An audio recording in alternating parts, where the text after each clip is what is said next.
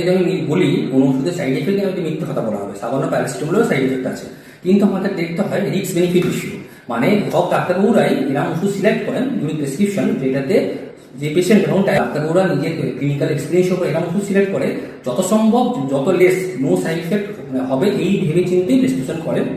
আর আমি যে পেশেন্টের ক্ষেত্রে কি করি, পেশেন্টদেরকে আমার হোয়াটসঅ্যাপ নাম্বার শেয়ার করা থাকে, যে কোনো রকম বাই চান্স সাইড এফেক্ট দুরকম হয়ে গেল সঙ্গে সঙ্গে আমি ওষুধগুলো চেঞ্জ করে দিই। কিন্তু পেশেন্টের মানে ক্লিনিক্যাল যে ফিচার্স, তারপরে হচ্ছে কি ওর past history of medical use, ওর প্লাস হচ্ছে কি ওর কোনো রকম ফিজিক্যাল ইলনেস আছে কিনা এর ওপর নির্ধারিত করে আর একটা সকল ওর ফ্যামিলিতে সিমিলার টাইপের কারো অসুখ করলে ওরা ওষুধ কোন ওষুধকে ভালো ছিল সব কিছু মাথায় রেখে আমাকে ওষুধ নির্ণয় করতে হয়। তাহলে যদি নির্ণয় করা হয় with some basic test, sugar, thyroid, normal কিছু টেস্ট থাকে, তাহলে এই সাইড এফেক্টগুলোকে আমরা অ্যাভয়েড করতে পারি।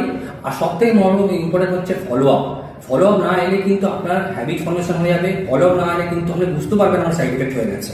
অনেকে জিজ্ঞাসা থাকে যে আপনি ঘুমের ওষুধ দিয়েছেন, ওই ওষুধকে আমার খুব ভালো ঘুম হচ্ছে, কিন্তু ওষুধ যদি বন্ধ করে দিই তখন কি ঘুম হবে, বা কতদিন চালাবো ঘুমের ওষুধ, সেটা কি ব্যাপার?